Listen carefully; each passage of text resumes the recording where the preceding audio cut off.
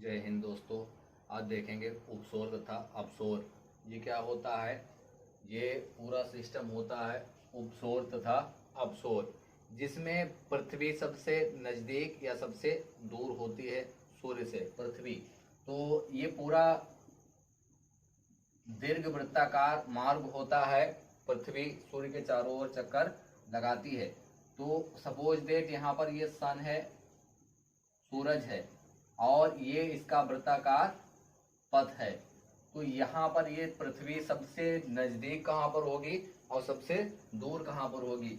तो यहाँ पर पृथ्वी अगर है, यहाँ पर पृथ्वी है, इसको कहते हैं पृथ्वी। और एक होता है उपसौर और एक होता है अपसौर। उपसौर का मतलब होता है पेरी हेलियन, अंग्रेजी में कहते हैं, इसको कहते हैं एपहेलियन।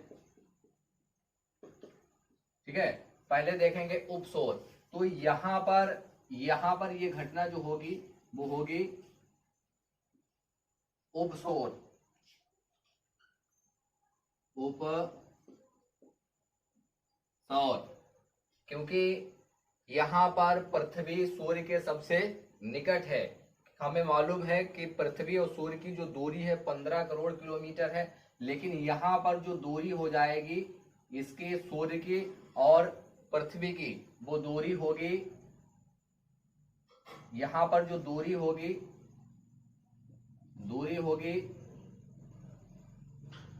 14.70 करोड़ किलोमीटर।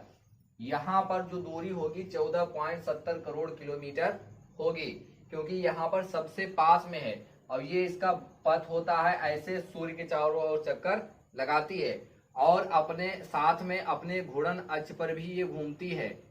24 घंटे में लगभग अपने घूर्णन अक्ष पर घूम लेती है और 365 दिन 5 घंटे 48 मिनट 46 सेकेंड में ये सूर्य के चारों ओर चक्कर लगा लेती है। तो इसी को कहा जाता है उपसौर। जब पृथ्वी सूर्य के सबसे निकट होती है तब इसको कहा जाता है उपसौर। और अपसौर कहा जाएगा जब पृथ्वी सबसे दूर होगी। यही पृथ्वी जब चक्कर लगाएगी और तो यहाँ पर पृथ्वी आ जाएगी, यह है पृथ्वी, तब इसके बीच की जो दूरी होगी, सूर्य और पृथ्वी के बीच की जो दूरी होगी उसको कहा जाएगा अपसौर, उसको कहा जाएगा अपसौर। तो ये इसकी दूरी हो जाएगी 15.21 करोड़ किलोमीटर। 15.21 करोड़ किलोमीटर दूरी हो जाएगी। ठीक है, और यहाँ पर दूरी इसकी 14.70 करोड़ किलोमीटर होगी। ठीक है, उपसौर होता है ये 3 जनवरी को होता है। 3 जनवरी को ऐसी स्थिति कब आती है? 3 जनवरी को। 3 जनवरी को सूर्य पृथ्वी ये बहुत पास में होंगे। ठीक है, तो ये पृथ्वी जो है सूर्य के सबसे पास होगी, तो ये 3 जनवरी को होगी। 14.70 करोड़ किलोमीटर इसकी दूरी होगी। और सबसे दूर होगी ये, उसको उपसौर कहा जाता है। और ये स्थिति हो जाएगी 4 जुलाई को। 4 जुलाई, क्योंकि 4 जुलाई को सबसे ज्यादा दूर होगी। इसी को कहा जाता है अपसौर तथा उपसौर। ठीक है, उपसौर और उपसौर यही अंतर है, क्योंकि पृथ्वी सबसे नजदीक है यहाँ पर और यहाँ पर सबसे दूर है। तो ये 4 जुलाई को स्थिति बनेगी और ये बनेगी 3 जनवरी को। ठीक है, तो ये ऐसा ये होता ही रहता है। ये पृथ्वी रुकती नहीं है, अपने घूर्णन अक्ष पर भी घूमती है और सूर्य के चारों ओर भी चक्कर काटती है। ठीक है, अभी 23.5 डिग्री झुकी भी है। इसके झुके होने के कारण ही ऋतु परिवर्तन होते हैं और पृथ्वी पर दिन और रात छोटा बड़ा होता है, इसी के कारण।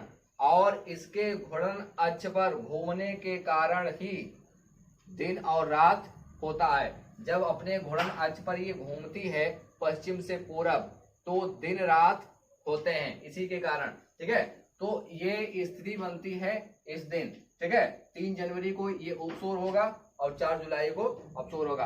अब इसके बाद देखेंगे संक्रांति। संक्रांति, संक्रांति क्या होता है? संक्रांति ये वह घटना है जब सूर्य जो है विषुवत रेखा पर चमकता है, तब इसको कहा जाता है संक्रांति। तो इसमें 2 होती है संक्रांति, एक होती है कर्क संक्रांति, एक होता है कर्क संक्रांति और एक होता है मकर संक्रांति। ठीक है, एक होता है मकर संक्रांति। कर्क संक्रांति सभी को मालूम है कि पृथ्वी जो है वो गोल है और ध्रुवों पर चपटी है, या नॉर्थ पोल है और ये साउथ पोल है। ठीक है, ये विषुवत रेखा है, जीरो इक्वेटर है विषुवत रेखा, और ऊपर वाली है ये कर्क रेखा, नीचे वाली एक रेखा है इसको कहते हैं मकर रेखा। ठीक है, तो सूर्य इन दोनों के मध्य ही रहता है। यहां पर जब आ जाता है तो दक्षिणी गोलार्ध में सबसे बड़ा दिन हो जाता है, और जब कर्क रेखा पर होता है तो यहाँ पर सबसे बड़ा दिन होता है। ठीक है, इसी को देखेंगे कर्क संक्रांति। ये होता है 21 जून को कर्क संक्रांति होता है। यहाँ पर उत्तरी गोलार्ध में ये सबसे बड़ा दिन होता है, सबसे बड़ा दिन होता है।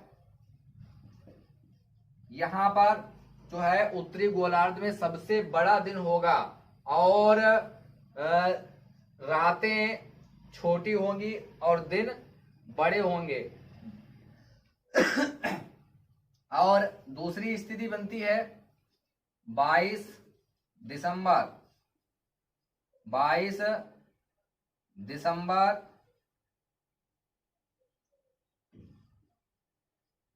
दिसंबर को मकर संक्रांति होती है। सूर्य जो है लंबवत सीधा होगा यहाँ पर मकर रेखा पर, और कर्क संक्रांति 21 जून को कर्क रेखा पर सीधा चमकेगा सूर्य। और जब मकर संक्रांति होगी 22 दिसंबर को, यहाँ मकर रेखा पर सीधा चमकेगा सूर्य। तो यहाँ पर 22 दिसंबर को दक्षिणी गोलार्ध में सबसे बड़ा दिन होगा।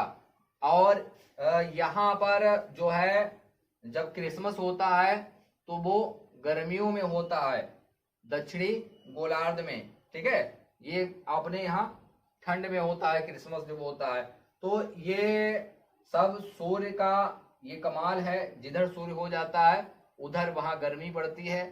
और यहाँ अब जैसे सूर्य उधर जा रहा है दक्षिण की ओर, जब दक्षिण की ओर जाएगा तो यहाँ उत्तर की तरफ ये ठंड होना स्टार्ट हो जाएगी, और यहाँ पर दिन छोटे होंगे और रातें बड़ी होंगी। और उधर जाएगा सूर्य तो उधर हो जाएगा दिन बड़ा रातें छोटी।